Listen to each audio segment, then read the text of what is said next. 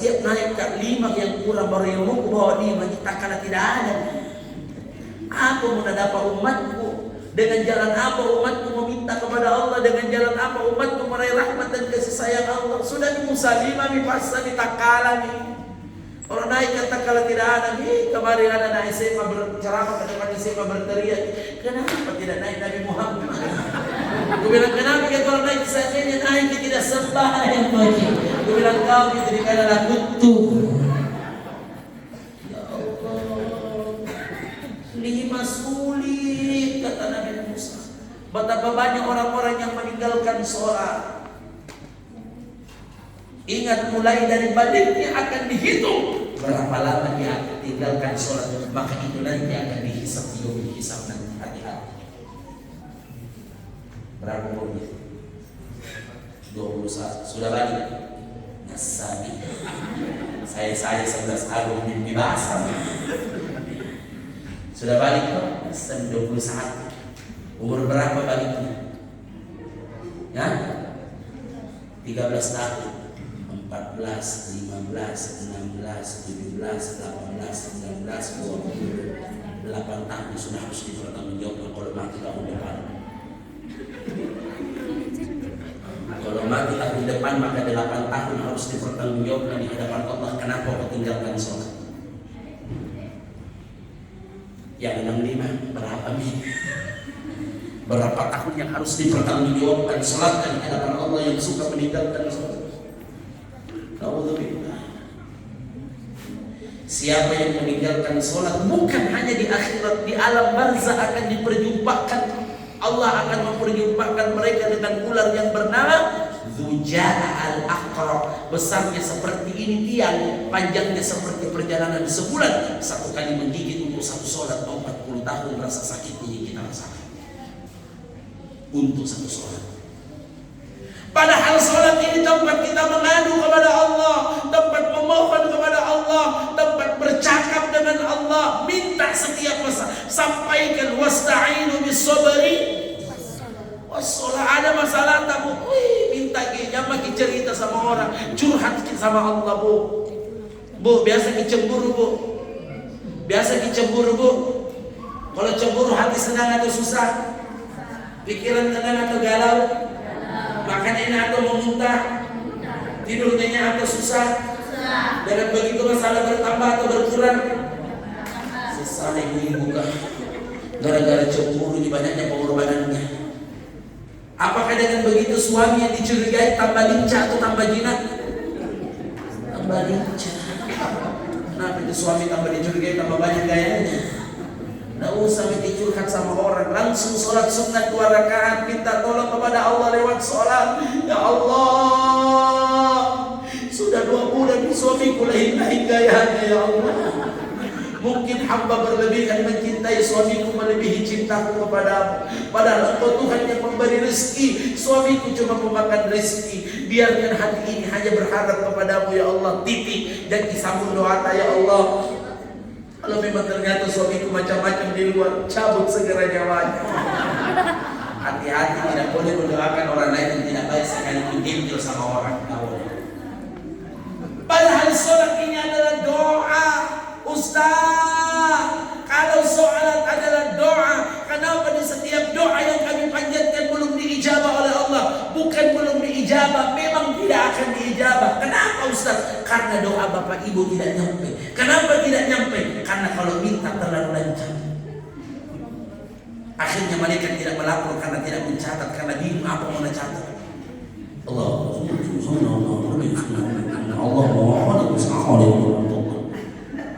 bagaimana mau diijabah? Pergi lagi ke pasar, biar banyak wanita. Kalau begitu cara tak minta tidak ada kasih kepentingan. Coba biar 2 kilo, 3 kilo, minta tolong 2. Apalagi minta kepada Allah. Tiap hari zikir subhanallah, alhamdulillah, Allahu akbar. Kita baru 12 menit 33. Biasa ada di samping. Bayangkan bersamaan aja. Mulai subhanallah, sama-sama zikirku subhanallah. Dia alhamdulillah, saya baru 12 subhanallah. Karena tangannya, tidak tahu apa namanya. Karena tahu begini tetangga.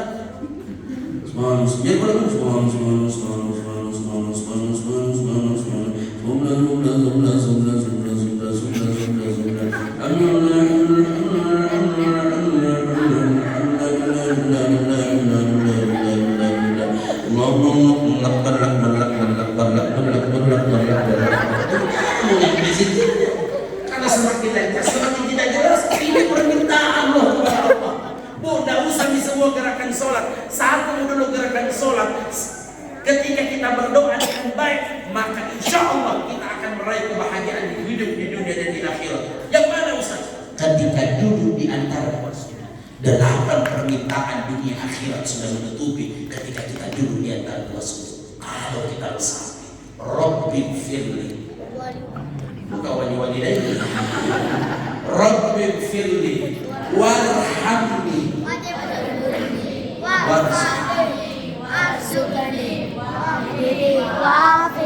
wa'fu anni. 8 permintaan dunia akhirat sudah menutupi. Tapi kenapa tidak ini? Karena cara minta Rabbi firli, padahal Rabbi firli, ampuni aku, warhamni, sayangi aku, wajburni ya Allah, warzuqni, wahdini, wa'afini, wa'afu anni. Kasih rezeki, kasih kesehatan, kasih petunjuk, tutupi kekurangan apa pilih. Bahkan ada ulama yang mengatakan di mana paling mendesak di situ permintaan, tak boleh di situ diulang-ulang. Lagi sakit wa'afini, diulangi wa'afini, wa'afini, wa'afini. Makanya ada orang biasa sholat sunatnya lama. Karena ada yang dia minta di situ, dia agak ngotot di situ wa'afini, wa'afini, wa'afini. Tapi yang jadi imam sholat sunat pakai. Kalau jadi imam di bawah itu 100 kali mulai wa'afini, wa'afini, wa'afini. Tapi ini beda mata di situ. Makanya sholat itu memang juga butuh sabar. Sholat butuh sabar atau tidak? Kalau orang sholat tidak menghadirkan sabar, itu nih sholatnya hancur. Karena tidak mampu mengendalikan diri. Ini 3 minggu lagi Ramadan. 3 minggu nih? Ya kurang lebih lah. Kalau ibu sholat tarawih, lebih suka mana imamnya? Yang panjang bacaannya atau pendek? Pendek. Panjang. Pendek atau panjang? Panjang. Citra aja bapak kajian sambayang bapak di luar ya. Bilang panjang. Ibu panjang atau pendek? Panjang. Satu selera ibu. Kenapa ibu lebih suka yang pendek? Bilang terkadang banyak imam itu tidak mengerti. Dia khusyuk di depan dengan hafalannya, kita khusyuk di belakang dengan khayalan.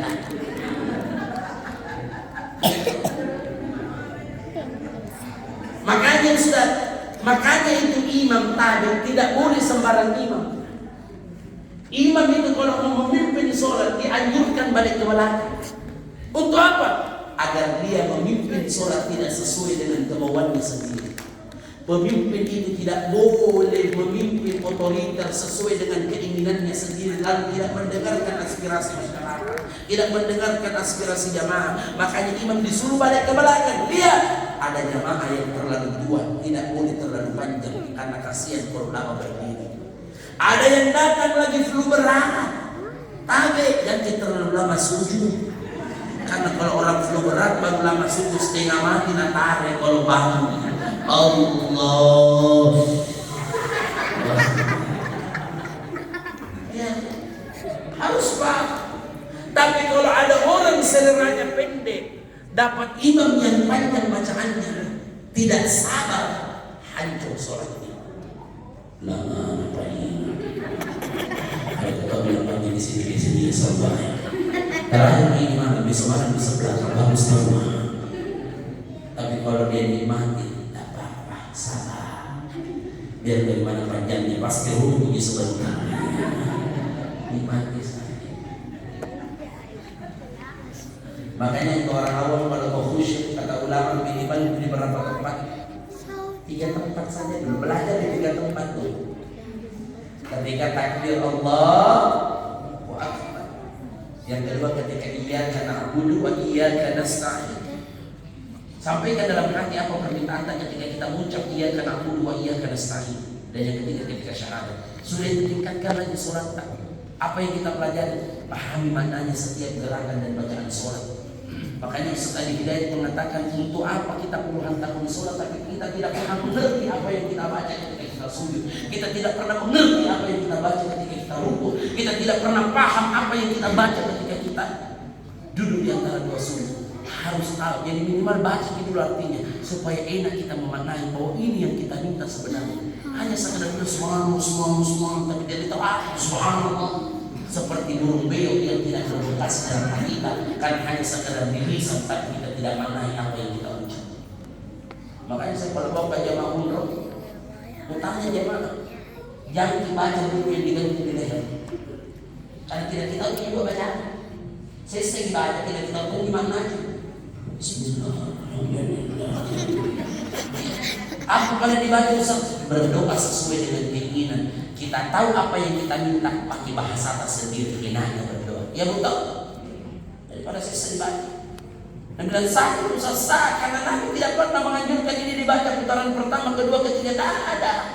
Biar melamun itu juga di putaran sah. Tapi kan tadi waktu banyaknya dibayar, rezeki melamun.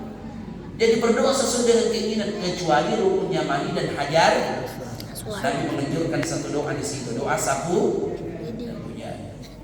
Nah, kalau saya bawa jamaah tahu, 2 garis pegang di kiri, 2 garis kanan, garis darah di kiri. Itu kalau bawa jamaah orang tua, Ustaz menonton Nabi lah. Ada pemitaan di kain ihram bulan-bulan itu nanti viral. Dari saya terus terang lebih suka ke bawah saya jamaah yang tua-tua daripada yang muda-muda. Kalau yang tua-tua rata-rata mendengar. Kalau dia bilang jam begini dah ada. Ibu sebentar begini, iya nah Ustaz. Nenek begini nah sebentar, iya nah Ustaz, bagus. Tunggu di sini jam begini, iya nah tepat waktu. Yang muda-muda ya saya biasa setengah mati begitu teriaki, ayo kumpul lagi tunggu dulu Ustaz, karena satu tempat 10 gaya. Ada muntun datang pergi Fesusu. Pernah nggak bawa jamaah masih muda jamaah? Hamil ibu sosialita. 3 koper pernah bawa.